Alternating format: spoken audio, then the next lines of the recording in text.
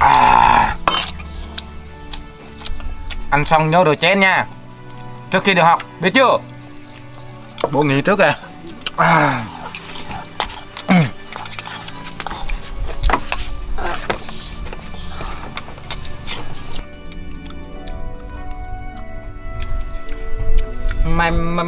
Mày rửa chén nha. Không, hồi nãy em cho cả ăn rồi. Ăn rửa đi. Thôi, này anh quét nhà rồi. Cô ai nấy rửa đi. Được.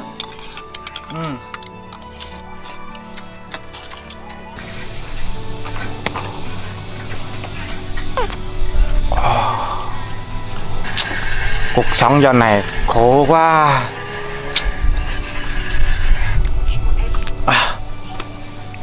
Nuôi cả chết hết, nuôi bò người ta trộm hết, trồng sầu riêng thì người ta còn ăn trộm, cắt cái thân luôn bán củi, khổ quá. Đẻ ra hai con không làm ăn gì cả, suốt ngày phá, học thì cứ yêu cô. Ước hôm nay cô giáo lại 10 nữa. Dạo này thấy nhớ cô giáo quá. Bố của ai anh này rửa nha.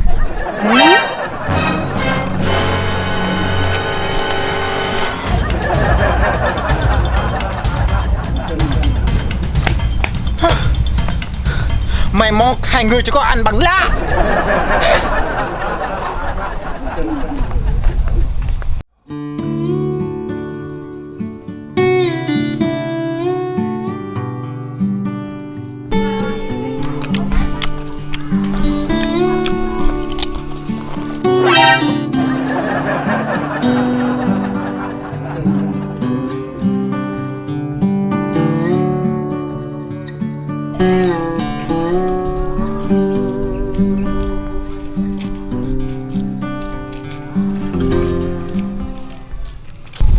Ê, hai ta bay đi đâu hả? Sao nhìn đen quen nhỉ? Đi học bạn ơi. Có chuyện gì không? Ồ, mấy bạn đi học hả? Cho mình đi theo với. Có được không? Được. Mà cô giáo có cho không? Có. Xuống hả? Đâu. Ui da. Cô ép thêm bàn mẹ rồi. Ơi, đi. Hôm nay gặp hai đứa đi học vui quá. Mình cũng vui lắm. Đầu tiên mình đi học luôn. Tôi có cái này này, hai đứa có ăn không? Có chứ. Ăn hả?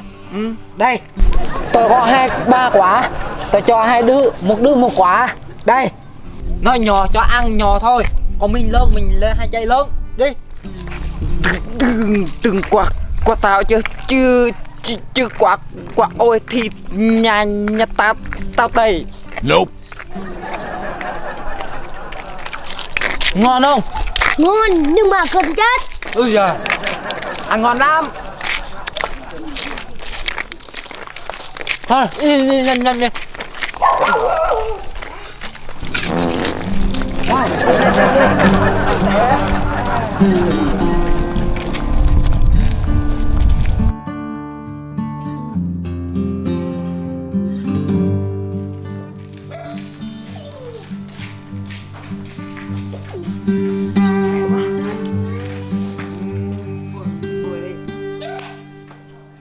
Cô ơi, chúng em tới rồi.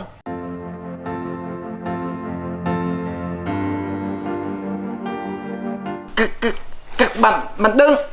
Chúng em chào cô ạ. Em chắc cô ui trời, bạn này nói lâu quá nhỉ. Trời ơi, cô nó đứng bên kia nó mỏi hết chân rồi kìa. Cô chào các em, cô là giáo viên mới. Từ giờ cho tới cuối năm cô sẽ dạy và chủ nhiệm lớp các em. Cô ơi, cho em hỏi. Em hỏi đi. Cô tên gì vậy? Cô quên. Cô tên là Lới. Nay cô dạy thay cô My. Bởi vì cô My nay đi đẻ. Các em có ai ý kiến gì nữa không? Em. Ôi nhiều vậy hả? Cô mời em nhỏ nhất nào. Dạ thưa cô, cho em yêu cô không? Có, nhưng mà phải học ngoan nha. Dạ. Cô cho em yêu, cô cho em yêu. Cô cho em yêu hả? Ôi giời. Cho em yêu lắm. Thôi mời em tiếp theo nào. Dạ thưa cô ăn gì mà xin cái thế? Cô ăn cơm chứ có ăn gì đâu. Hỏi gì hỏi tào lao. Thôi em ngồi xuống đi. Dạ thưa cô, em cũng ăn cơm sao mà em xấu thế?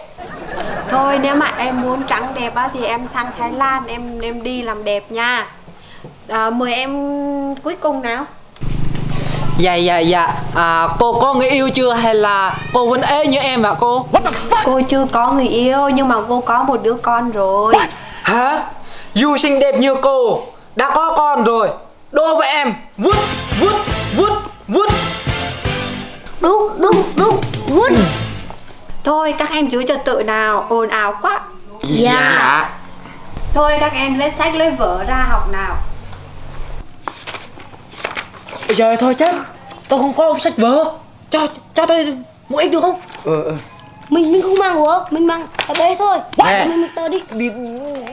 Đi học mà đem cái bẫy. Quên.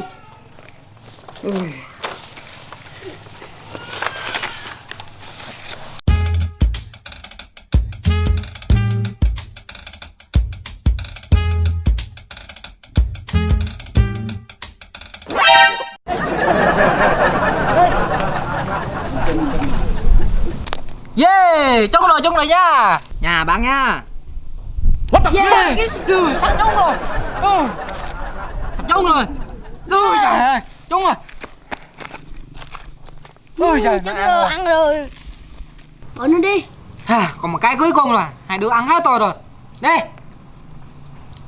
Yeah, không trúng nha. Bắn đi. Tao bắn. Rồi. Bắn đi. Nha. Bắn đi. Nha. Tao bắn. Nha. Rồi, trúng rồi. Mình ăn rồi nha. Thôi cha là mình cái bì đi. Mình ăn rồi sao mà cha? Không cha mét bộ nha. Mét đi. Mình về nhà mét bộ nha.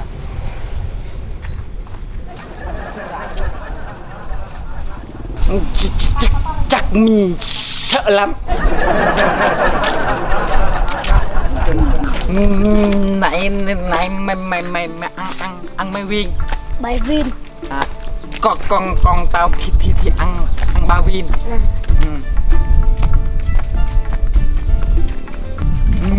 Mình về nhà bố mình có đánh mình không nhé. Không đâu.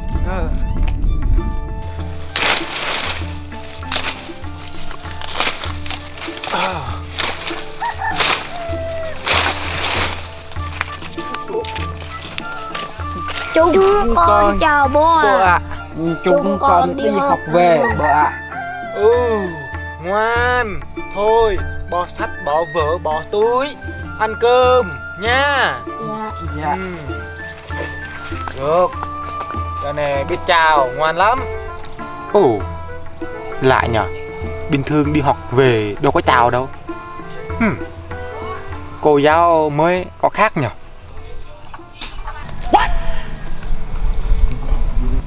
Em cấp cho bố cá. Dạ.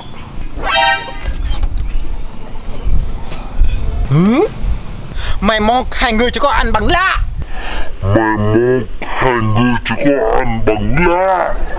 Ăn múc cho bố.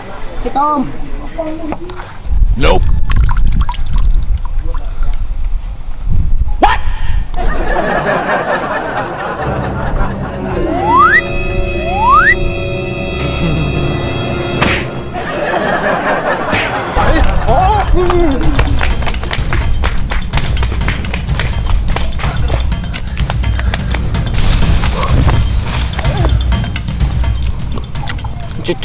Cho anh cá đi.